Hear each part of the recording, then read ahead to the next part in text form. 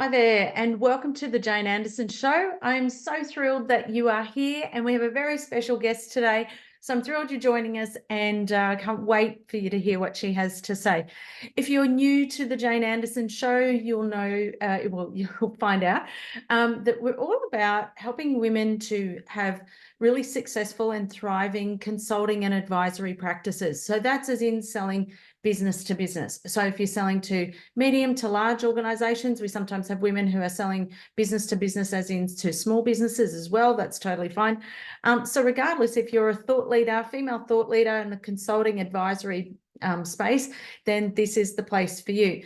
So we interview women who have consulting and advisory practices that are successful, and to share some of their stories and lessons, and a little bit about how their practice works. So I find that that helps women to sort of get some sense about what they want to do, but also to go a little bit behind the scenes and to be able to go a little bit into the background or a bit of detail about how, the mechanics of their practice works. We typically talk about marketing, sales, and systems, and all the things that make a practice successful. The things that are coming up soon. So we have the Nurture Retreat that is coming up in July. That'll be up in beautiful Noosa. So if you haven't jumped on the website, jump on there and have a look. We'll be doing 3 or 2.5 days with really about nurturing yourself and also how to nurture your practice. And so we've got people coming along who are people like Alessandra Edwards, who is an expert in high performance and well-being, and she's worked with a lot of thought leaders. So so she'll be coming to speak and to be able to help us to identify things like what is our best sort of routine for our day and managing our energy. We've got the one and only Keith Abraham coming, who'll be coming to talk about how to nurture those relationships and the clients in your practice. And we'll be also having Mandy Napier. Mandy Napier is a mindset expert. She's worked with a lot of thought leaders, experts in their field. So make sure you jump on. We also have the Content Creation Bootcamp that is coming up at the end of the year. That's been released this week, and that is at Kingscliff. So if you haven't come to a Content Creation Bootcamp before, we create a year's worth of content in just a couple of days. And this time, now we use other AI tools as well. We bring in things like ChatGPT and things, but while still maintaining that it's your expertise, your thought leadership. So come along. I'd love to be able to help you to grow your practice. In the meantime, we have our guest today. Let me introduce you. Our guest today helps teams make decisions better by unraveling complexity and facilitating decision-making that changes thinking and safeguards psychological safety. She's a curiosity-driven person. She loves exploring the magic that happens and different ideas and how they combine, creating something really new. She's passionate about all kinds of growth and progress. She's faced plenty of ambiguity and tough decisions in her time as an intelligence and in corporate executive roles, as a company director, business advisor, and strategic consultant across sectors and industries. Aside from comprehensive and diverse experience, her qualifications are an MBA, psychology, HR, industrial relations. She's currently undertaking a PhD researching decision-making. She's a recognised fellow of lots of different associations. And outside of work, she loves making cheese. She drinks champagne. She makes short films, and she loves to hang out with her cats. Please welcome Samantha Rush. Sam, welcome to the podcast. I'm so grateful that you are here, and it's such a pleasure to catch up with you. So thanks for being on the show. It's a pleasure. Very, very happy to be here. Samantha, you are one of the, all the ladies we work with and that we know through their thought leadership and the work they're doing are phenomenal, but your work is just extraordinary. You are not just a thought leader, but you are like the Da Vinci of thought leadership. I think about all the incredible things that you do. You're involved in film productions, and then you write books and create cards, and then you like the programs that you're involved in. You just create this incredible, beautiful mosaic of your expertise and full self-expression. I'm just always just in awe of you and everything that you do. I might have called myself the Da Vinci of decision making, but I never thought of myself as Da Vinci in general. And I guess I just like to keep myself, I'm a very curious person. I like to try different stuff, and I like to see how things work, especially if it's something that I'm interested in, Yeah. like cheese. I like cheese. Cheese. Okay. I learned how to make cheese. I love jewelry, so I did silversmithing. Yeah, So if that's it's something right. that interests me, I want to know more about it. But I'll take the Da Vinci comment, and I Oh, thank you. you are just extraordinary. And I love that you somehow tap into all these aspects of your brand. So um, in the intro, I've shared that you're a decision-making expert, and the Da Vinci of decision making, but you've got all this, incredible expertise that you bring to the table. Tell us about, for those who are listening, so most of these ladies have had their practices for a little while or starting out. How did you get into this world of running a thought leadership, B2B consulting practice? Did it just fall in your lap, or did you sort of really start looking for it? How did it all happen? I'd say it's a little bit of both. So there Yeah. was a little bit of deliberate and intentional action in wanting to, um, do something for myself, Right. which really started with consulting. Okay. I have a corporate background. I've worked with quite a few of the big four in my time working in corporate organizations, and without naming names or throwing anyone under a bus, I've never been impressed. Right. And there's a number of reasons behind that. I haven't necessarily been impressed with the quality of work. I haven't been impressed with the bespoke nature of the product I've been provided, which I would expect for the price that I've paid. Right. So you're talking about you've been in situations where you've brought advisors in to come Correct. and. Oh, okay. Right. Correct. So I'm one of those people, Jane, who if I see something and I think I can do it better, then I put my money where my mouth is and I do. Right. So, for example, years ago I went to a few weddings and I'm like, who is this celebrant? Oh, So really? I was a celebrant for 5 years, a singing celebrant. So I used to sing as well. So I'd Oh sing my at your God. wedding down Really? the aisle or after your ceremony, and I'd marry you. So I'm just that kind of person who thinks I think I and this is not in a conceited way, but you know what? I believe strongly in providing really great service. So Yeah. if I see something and I think it can and should be done better, then I'm going to put my money where my mouth is. And I don't Wow. know if it's kind of like a proving to myself that I'm right and that I'm not just a conceited or whether it's my curiosity of wanting to know, like, is this really that hard? Like, Right. really?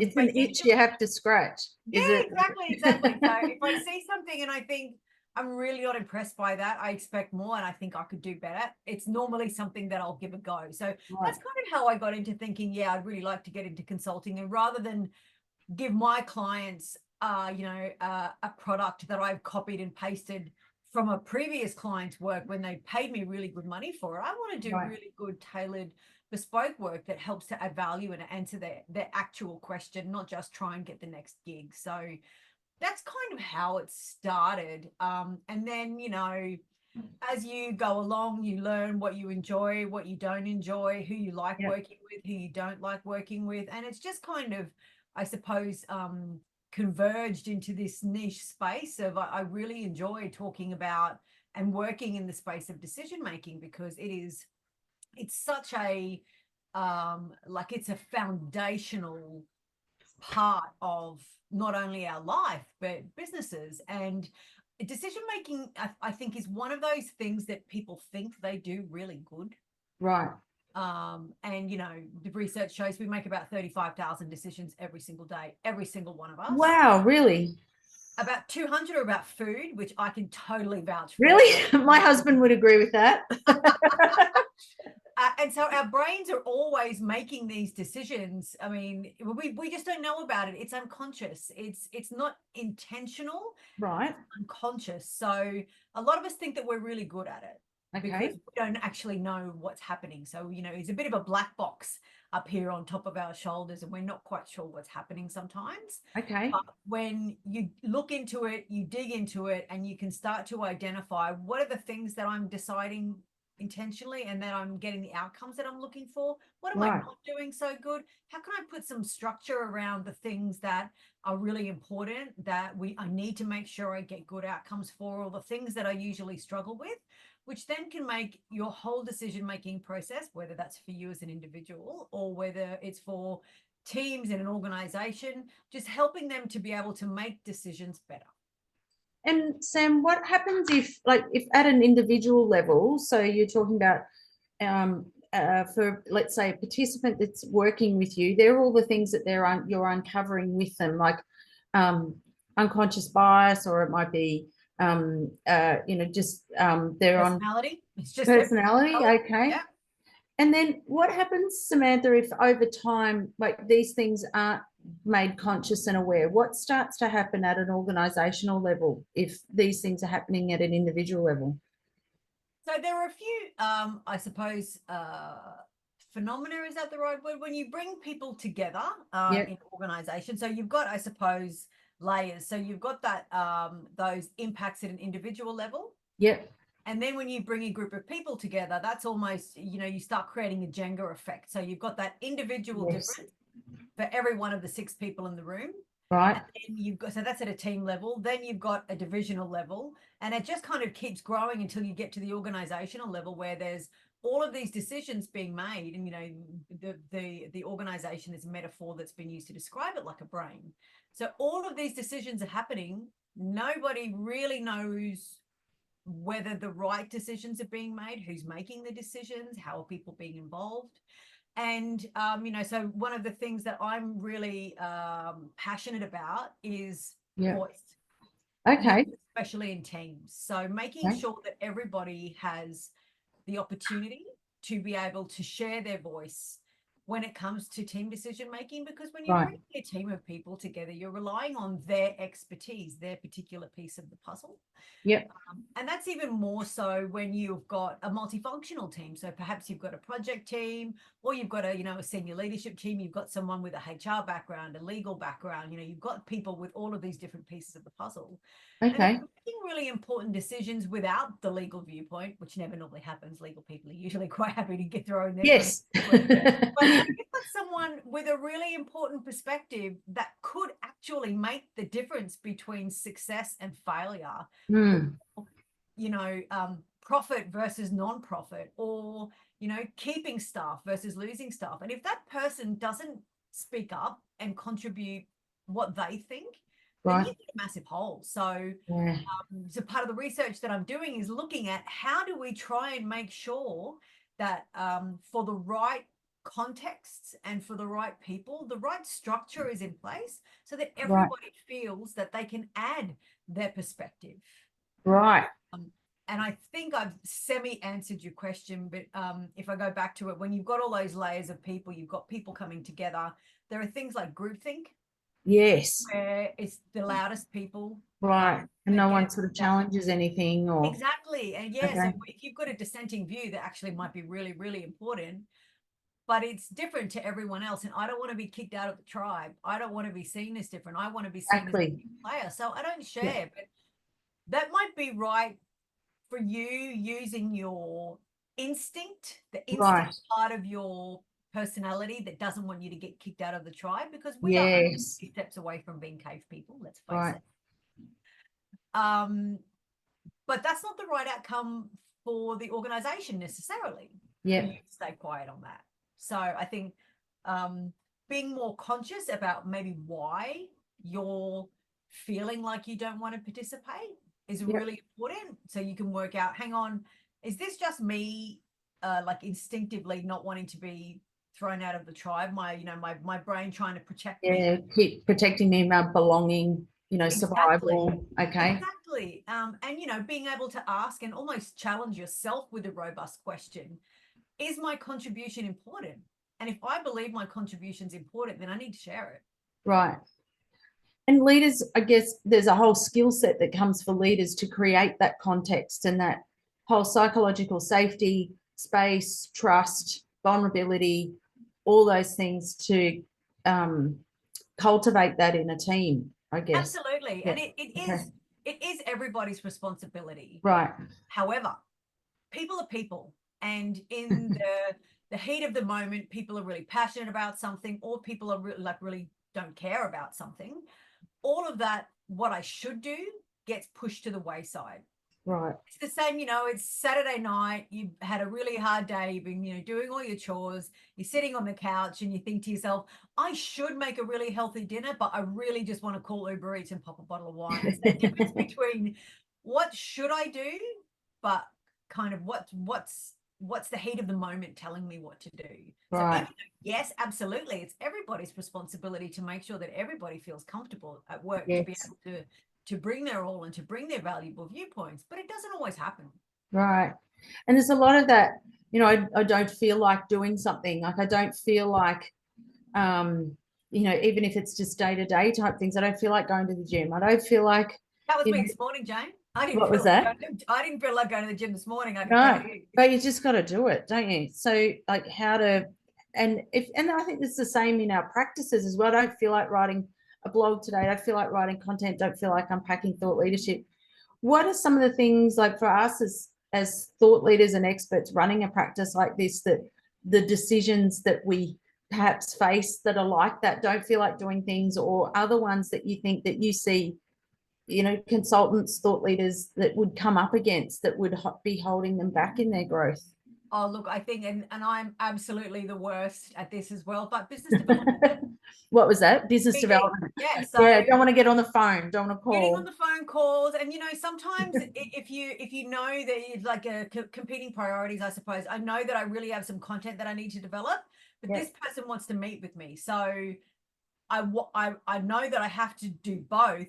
Yes. Which of them is more important? And that sort of that, and that's that. What should I do versus like what don't I really want to do? And just depending on who you are as a person, yes, maybe one is more attractive to you than the other. Maybe the thought of going to do some selling for you is a lot more attractive than sitting down and knuckling down to write something. For me, BD is always a challenge. I love talking to people. I have no problem talking to people, but there's something that happens. Yeah, there's a fear of, like, is it, sometimes we find it's the fear of rejection, or I don't want to be annoying, or I don't want to be that salesy person, or the reputation. Sometimes I think there's also an element, Jane, and I'm super passionate about all of this stuff. But sometimes I get a little bit bored talking about the same thing. There's an element of that as well. From a Da Vinci, I'm not surprised. Yeah, so you kind of like, I need to spice this up, or this particular client, I'm going to talk to about something else, or I'm going to try a different angle, or trying to find a way to keep it spicy. Otherwise, it just hang on, I've just got a tape I want to play for you. Yeah, right. Play. Exactly. I love it. Yeah, definitely BD. And so, Samantha, this is phenomenal work, because it's what I love about it is it's a category that's been around for some time, but its context is changing all the time. You've got AI, where we go, AI and the future of work, and robotics, all that sort of thing, going, okay, well, it's going to reduce our level of decisions that we have to make, but that means more creativity, which is coming up with more ideas, is it? And so Samantha, you've just come back from San Diego, and you've been over there presenting your research and at a big conference over there. Can you tell us about what you presented, or what you talked about, and what conference was it? Yeah, I'd love to. So it was the Society for Personality and Social Psychology. That's a really broad range of potential topics to talk about. And there were thousands of people at this conference. I've never seen such big ones over there, aren't they? Yeah, it was massive, just massive. Yeah. So I was presenting my research, which is a kind of an expectation, I suppose, of when you're doing a PhD, because it's about testing your ideas and testing what you've learned and getting feedback from other people and other ideas, which is a really important part of, I think, learning and working, is getting feedback from other people, because we see things with our own blinders sometimes. So to get different people with different perspectives and different experience have a look at the evidence you've collected and maybe make some other suggestions is really, really valuable. So that's what I did. So my research is about looking for the contexts in which it is more likely that people will find it acceptable to use structured techniques in decisions in teams. Wow. So using structured techniques in team decision making has been proven by quite a few people to be really helpful in reducing some of those issues that come up in teams, like groupthink or common knowledge effects. So structure's been proven to be helpful there. But what we don't know is what contexts. What So context? when is it seemed more acceptable than others? So for example, do I want to use a structured technique when deciding if I want brie or Edam cheese? Probably not. Yeah. I can figure that out, and it's probably going to be brie. But for what kinds of decisions? Is it about the type of issue? Is it about the consequence of the decision? Is it about the makeup of the team? Is it about how the team's interacting together? So, for example, are we deciding something face to face or virtually? Yeah, right. And then also looking at the personality factors and all of the sub factors of the individuals, and having a look at psychological safety as well. So what are the contexts in which it's more likely that someone's going to accept the use of an additional tool for decision making? As I mentioned before, we all think we're great at decision making. Right. And most of us think that we don't really need any help because we can figure it out ourselves. Yeah. But the reality is, for things that are really important, structure can be really helpful. Right. Well, that's interesting. So then, leading into running a practice, you've had your practice for some time and do all, an extraordinary amount of variety of things. You are just such an artist of how you do this. In terms of how this sort of, when you think about running your practice and the things that, I guess, the challenges that you've had in growing your practice, have you had any challenges? You make it all look so easy. Absolutely. No. The way you do all your work, you go, oh wow, everyone wants to be Sam when we grow up, because you just amazing. I want to be, that person when I grow up too. Absolutely. There's always challenges, and I think one of the biggest challenges, I think, is figuring out who you want to be and what you want to do. So what does it look like when you grow up? Yeah, right. And the only way to learn that is through spending time with yourself. Okay. And getting yourself out there and trying stuff. So doing that figuring out of, what do I want to do? What do I not want to do? Who do I want to work with? Who don't I want to work with? What are the things I like working on? Yes. The topics. So definitely, I think that was a challenge, and that just takes time. Right. Time is always hard. Time is a massive challenge. There's never enough time to do all the things that you want to do. And that's why I think working with you, Jane, where we lock aside time to do this stuff is so important. Where we're working on our practice, or we've just got that time locked away where we can do some of the things we haven't had time to all week because that time is blocked out. And time is always hard. I know, my lovely wife asks me, not every evening, maybe every other evening, what time are you finishing tonight? And normally my answer is, I don't know. How long's a piece of string? Like, there is no end. Yeah. So I think that can be a little bit of a challenge too, in just like, you can't turn off. Yeah.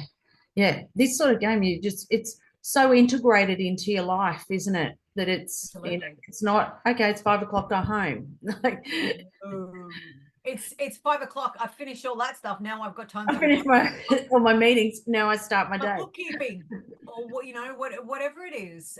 So yeah, I think definitely those are challenges. Yeah.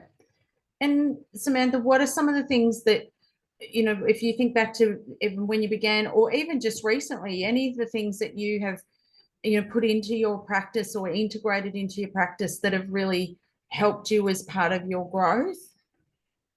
Definitely my wonderful assistant, Janine. Yeah, I was going to say, she's got a great VA. She is amazing. She does so many things that I know I would not have the time to do. Even if I had the time to do, I would not do a very good job of it, because I'm not a detailed person, Jane. Right. 80-20 kind of girl. Okay. So when it comes to things like designing things, so quite frequently I will scratch something up on paper, and I say scratch because it does look like a chicken's scratch. Does it? Okay. I take a picture and I send it to Janine, and like an hour she sends me back a beautiful image on Canva. Wow. my scratchings brought to life in something that actually is readable. So definitely working with someone who I can trust, who knows how I work, and that, you know, we've been working together for maybe 2 and a bit years. Yeah. Okay. So we know each other, we know how we work. She can read my handwriting, which is That's impressive. yeah. So definitely Janine has just been a game changer for me. And even after, you know, 2.5 years, I keep being able to give her more and more things and just Yeah. leave her with them. Which game changer. Absolute That's game. great. It's such a, well, you talked about being able to get time. That's that buying back time, isn't it? Is being able to get someone to help you. Did you bring her on fairly early in the game, Samantha, or I had think you it was been sort I of think it putting was on maybe yourself? a year and a bit in. Okay. I realized that there were some things that I was really not getting to that I really had to get to. Okay.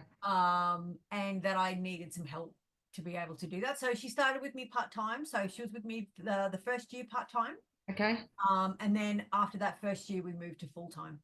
Oh, right. Okay. Yeah. So that's not that far. That's not, that's very quick. Like she obviously was able to get you a return on your time fairly Absolutely. quickly that you could see it was worth investing. Absolutely. And I think the other thing that I've found invaluable with the challenges is just actually learning from other people who are doing similar things. So whether it be part of your women in influence community, just other people that are doing similar things, Mm. just to be able to float ideas, Yeah. to say, hey, I'm struggling with this, how do you do this? Yeah. Is really helpful, because otherwise things just roll around in your brain. Yeah. That's right. And they just roll around, they take up space, and it's just such a waste of time. So if you've got people around you, your board of directors, if you like, or your Yeah. advisory board, who you Yeah. can go to and say, hey, I've got this problem, what do you think? Have you done this before, or do you have any ideas? Yes. It just means that you can save your brain power. And this is, I suppose, the impact that I look for in all of the work that I do. Save your brain power for what you need, not Yes. for this extra random stuff, because everything that we do takes up space in our brain, but our brain has limited capacity. Yeah. We have cognitive limits. And so the more we try and chuck in there, the less we're going to be able to do, kind of like a washing machine, where you jam all the clothes in and they don't actually wash properly. What a great metaphor. I there's like not it. enough there's not enough water going in around there, and there's not enough space. But if you do a smaller load, actually it washes better. So exactly the Yeah. same in our minds. Save it for the important stuff. So if you can try and put structure around the things that are easy to try and automate things, get other people to do it, get advice from people, and save the really hard, brain calculations and thinking Mm. for the things that really matter. Yeah. What great advice. And it was there's only one of you in this game. You're the thought leader, you're the expert. So it's trying to free up that bandwidth all the time, isn't it? To go, it's the assets and the ideas and all those things to keep being able to have the space to create those things. Because otherwise, it's, covers gravel, sand, and water. You just end up in gravel, sand, and water, and those big things, the most important things, don't get done. Exactly. Samantha, if someone was listening to this who's at this, say, similar stage in their practice, they may be going through a growth phase, most are sort of going through that growth phase. What advice would you have for them with growing their, thought leadership or consultancy advisory practice to help them progress quicker? So I think structure, and structure can be lots of different things. So that might be a routine. Right. It might be some kind of routine or rhythm. So Yeah. if you find it really valuable, talking to other people, it Yeah. might be, Jane, can I get a half hour with you every single week? I want to, just pick your brain about things, or a regular coffee date. But there's some kind of regularity. Yes. I do my thing. I do my newsletter comes out on this day, so I know I have to write on this day. So again, you've structured your life as Yes. much as you can, so that you're saving your cognitive effort for other things. It's kind of like, Love why it. Mark Zuckerberg wears the same thing every day, so that he Yeah. doesn't have to think about what he's going to wear. So It just happens. exactly, what can you put into place that is just routine, rhythm, and is going to save your brain power for something else? Love it. I think that's a great piece of advice Yeah. that I would give. That's such great advice. That's, obviously a big part of, what we put into practices and trying to do ourselves, even in Oh, women me in too. influence. Me too. You know, This advice we is all love about it, don't we? feedback. The less decisions we have to make, the better. And so, Totes. that they're things that just remove all that friction too, don't they? Like otherwise it just creates all this stickiness all the time in your practice. Like, oh, hang on, I haven't done a newsletter this week. Oh, hang on, I haven't done sales calls today. Oh, hang on. And then you're at that point where you're saying, I really need to do sales call and I really need to do a newsletter. One of them's got to drop. Which is it? That's right. Whereas if you have your blocks built in, and look, I'm totally guilty of doing this too. So this is as much a spoonful of medicine for me as it is for anyone else. And me. It's a constant conveyor belt. It really is. Yeah. And they're things that they're going to happen again, aren't they? So you might as well put a routine in. Like, what's the cadence? It's sort of working out sometimes that cadence, isn't it? Like, okay, that is a routine. So what is the routine that needs to go with that? Is that a daily, weekly, monthly, quarterly thing? Put it in, get it in the calendar, reduce the decision fatigue, the friction, just rock up. All you have to do is show up. That decision fatigue is real, you know. I think some of us, kind of think, oh no, I can keep more in my brain. I can do more. I can take on more, and saying yes to more stuff. But for everything, there's an opportunity cost with everything that we do. Yes, doing one thing means we can't do another thing. So it is I think important to realize that you can't do everything. Yes. You do sometimes have to pick. So if you can try and save your brain power, the things that are the most important, and maybe it's kind of just consciously, intentionally having a look at all of the activities that you do and labeling them as must do, must do, must not do, nice to do if I've got time. And then you can kind of structure your day around that, and then add timelines around that, as you're saying, the cadence. So must do daily, must do weekly, nice to do quarterly if I get to it. Yes. But at least then it's intentional. Yeah. And you inspired me, I have to share with this year, because I had I remember you and Rowdy McLean inspired me. I remember Rowdy had the year of no a few years ago, and he said it was his year where he said pretty much no to everything except some core things.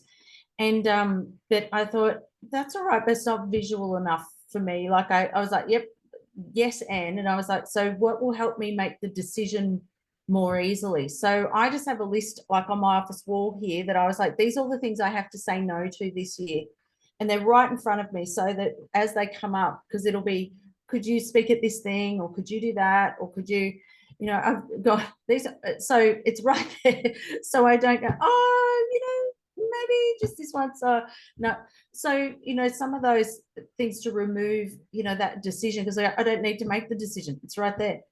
Yeah, you don't have to think about it. I don't have to think about it. So I think your work is just so critical, Samantha, for people in workplaces, the future of work, in the work that we do. And you're writing your book at the moment as well, yeah? Well, it's going to be based on my PhD. So the PhD has to be done first, and there's a lot of writing that's involved in that, because it takes, everything takes longer than you think. I'll spend one weekend doing research and I'll write one paragraph. That's just the reality of how long it takes. But what it means is that there's a lot of fodder in there that I'll be able to make English, and to be able to share some components of that with the world. So yeah, definitely. Am I writing my book right now? No, yes, I am, because what I'm writing now will be part of that. Yeah. So we need to keep an eye out for your book. Yes. And big things I'm taking away, Sam. I love this thinking around this curiosity and what drives you, as and now that makes sense with the Da Vinci and that real motivation and curiosity to make things better. Love what you said about is creating the context of what you create for people to help them find their voice. And I think that happens a lot for us in our spaces. We can get drowned out, even if we're on our own. We've got so many other things that are taking up decision making that we can't even, get the things done to get our voice out there. Yeah. The research and the context of what you spoke about. And I love your advice on creating regularity in your practice and removing all that friction and routines and rhythms in your practice, to remove the decision fatigue, and it just happens. So thank you for sharing your expertise today and being part of the podcast. If people want to find out more about what you're doing or follow you, Samantha, where would you like them to go? So they can find me on LinkedIn. So Samantha Rush, or samantharush.com is my website. So there's I have some white papers that are there on the website if anyone wants to read more about some of my thinking. Yep. Or, hey, drop me a line, Samantha@samantharush.com. All right. Thank you so much for being on the show today, Samantha. We can't wait hopefully we'll get you back when your book's written, and we'll talk again and find out all the things that you've done since today. That would be great. Thank you so much for having me.